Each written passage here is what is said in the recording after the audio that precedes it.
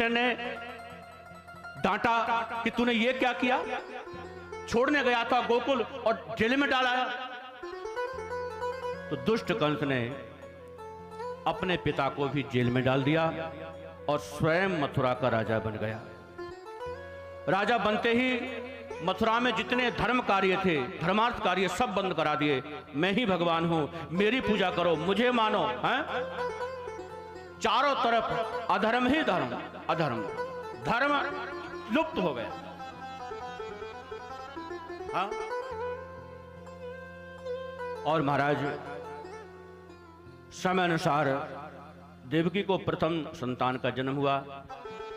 वसुदेव जी वचनानुसार लेकर पहुंचे कंस के पास, लो ये देवकी का प्रथम पुत्र है, मारो या छोड़ो। प्रथम पुत्र को देखा, कंस को दया आ गई, ये कितना प्यारा है, बड़ा होकर के मुझे मामा कहेगा, इसे मैं क्यों मारूं, मुझे तो 8वें वाले से डर है ना। छोड़ दिया, ले जाओ वसुदेव जी, हम तुम्हारी वचनबद्धता से बड़े प्रभावित हैं, इसको ले जाओ, हमें तो 8वें वाले से डर है, हम उसी को मारेंगे, इसे क्यों मारे, ले जाओ। ये बात भी देवताओं को अच्छी नहीं। नारद जी आए और नारद जी ने कंस को ऐसा भड़काया कि देखो पहला 8वां और 8वां पहला हो सकता है, यदि एक भी संतान तुमने छोड़ दी ना तो गड़बड़ हो जाएगी। हाँ, देवताओं की चाल को तुम समझोगे नहीं। वो जानते हैं ये जितनी जल्दी और ज्यादा पाप करेगा उतने ही जल्दी भगवान आए, उतने जल्दी आए।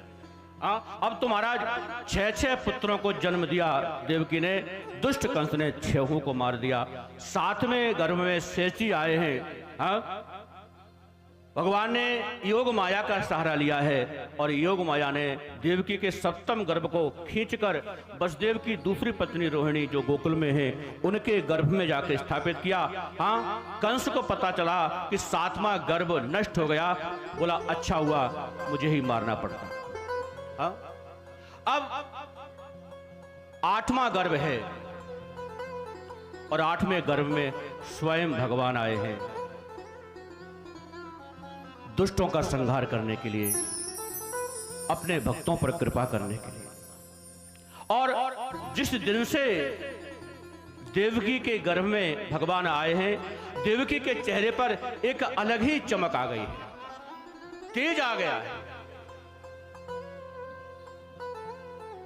ग्रीष्म ऋतु निकली, वर्षा ऋतु आए, वर्षा ऋतु का भाद्रपद मास और भाद्रपद मास के कृष्ण पक्ष की एकम, द्वितीया, तृतीया, चतुर्थी, पंचमी, षष्ठी, सप्तमी तिथि का सूर्य अस्त हुआ और आज अष्टमी तिथि का सूर्य उदय हुआ है। आज सुबह से ही देवकी और वसुदेव भगवान का भजन करने बैठे हैं। भजन तो रोज ही करते थे, आज मानो उनको एहसास हो गया हो कि हमें जीवन की बहुत बड़ी खुशी मिलने वाली है, आनंद मिलने वाला है। और सुबह से ही भगवान के स्वागत में उनके दीदार के लिए भजन करने लगे। सायकाल हुआ, बड़े बड़े देवता आकाश मार्ग से भगवान के दीदार के लिए उपस्थित हैं। कंस ने अपने जेल की सुरक्षा व्यवस्था और ज्यादा कड़ी कर दी, कहीं कोई अनहोनी ना घट जाए। बड़े बड़े पहरेदार, बड़े बड़े सिपाही वहां पहरा लगाने के लिए। और महाराज रात के समय यमुना में कमल नहीं खिलते, कमल खिलेगा सूर्य उदय होगा। आज भगवान के आने के स्वागत में रात्रि के समय यमुना में कमल खिल गए हैं। बादल भी भगवान के आने के स्वागत में बौछार कर रहे हैं, मानो अभिषेक करना चाहते हैं। बड़ा आनंद है महाराज। चंद्र और सूर्य दोनों एक साथ नहीं आ सकते। चंद्रमा को आना होता है तो सूर्य को अपना प्रकाश समेटना पड़ता है, और चंद्रमा को आना होता है तो सूर्य को अपना प्रकाश खींचना पड़ता है। आज दोनों इकट्ठे हैं। चंद्रमा कह रहा है मेरे वंश में आ रहे हैं, मैं दर्शन करूंगा। सूर्य कह रहा है तुम्हारे वंश में आ रहे हैं तो क्या, मैं भी दर्शन करूंगा। और दोनों इकट्ठे। और महाराज मध्य रात्रि का समय, भगवान ने भी मध्यस्थता स्वीकार की है। राम जी आए दिन के 12 बजे और ये आ रहे हैं रात के 12 बजे। वो राजा हैं तो राजा की सवारी तो महाराज दिन में निकलती है, और इनको तो चोरी करनी है तो राजा तो चोर तो रात में कृपा कर दे। राम जी ने दिन का मध्याह्न चुना और ये रात्रि के मध्याह्न में आ रहे हैं, मतलब मध्यस्थता भगवान को भी स्वीकार है। न ज्यादा है न कम है, न कम है न ज्यादा है। हा?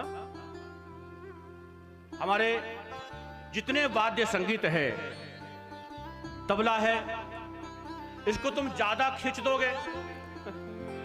दोगे तो फट जाएगा, और जब तक चढ़ाओगे नहीं तब तक स्वर नहीं निकलेगा, बढ़िया आवाज नहीं निकलेगी। तो ना फटे ना उतरा रहे बीच में, और फिर महाराज आनंद आता। मतलब मध्यस्थता भगवान को भी स्वीकार है। और आज अष्टमी तिथि है। अष्टमी तिथि के मध्याह्न समय रात के ठीक 12 बजे सब देवताओं ने आकर भगवान के गर्भस्थ शिशु की स्तुति की है। सत्य स्वरूप परमात्मा का वंदन करते हुए सब देव अपने अपने यथास्थान चले गए हैं। और मध्य रात्रि के समय ठीक 12 बजे हम सब पर कृपा करने के लिए, हम सबको आनंद देने के लिए, वो आनंद स्वरूप परमात्मा देवकी वसुदेव के यहाँ कंस के कारागृह में महाराज चतुर्भुज रूप में प्रकट हो गए। बोली भक्त वत्सल भगवान की जय हो। जैसे ही प्रकट हुए, देवकी वसुदेव ने भगवान का दीदार किया। मेरे मालिक आज कृपा करने के लिए, हमारा उद्धार करने के लिए हमारे बालक बन करके चले। लेकिन देवकी बोली, मैंने तो आपको बालक बनकर आने को कहा था और आप तो पिताजी बनकर के आए हो। इतने बड़े तो, अरे छोटे बनो, बालक का जन्म होता है तो वो छोटा होता है, तुम तो बड़े बन के आए हो, शंख चक्र गदा पद्म सब ले आए। हाँ? तो मां के कहने पर भगवान छोटे बन गए। तो फिर मां बोली, नहीं नहीं नहीं नहीं, बच्चे का जन्म होता है तो वो नंगे हाथ आता है, खाली हाथ। तुमने तो बड़े बड़े शस्त्र लिए हैं, ये सब हटाओ। भगवान बोले, मां जी वो क्या था, हमें मालूम था कि तुम्हारे किसी बालक का जन्म होता है, कंस मारने के लिए चला आता है, तो हम भी तैयारी से आए हैं कि यदि कंस मारने आया तो उसको छोड़ेंगे नहीं। मैया बोली, वो तो ठीक है, लेकिन इस समय तो खाली हाथ ही आओ, और 4-4 हाथ है तुम्हारे, 2 हटाओ, 2 को रहने दो। ठीक है। फिर मां बोली कि बच्चे का जन्म होता है तो वो नंगा आता है, और तुम तो बढ़िया बढ़िया पीतांबर पहन के आए हो, नंगे हो जाओ। भगवान बोले, मैया काय को नंगा बना रही हो, हमें तो शर्म। अरे शर्म काय बात की, मैं तुम्हारी मां हूं, ये सब पीतांबर हटाओ। और भगवान नंगे हो गए।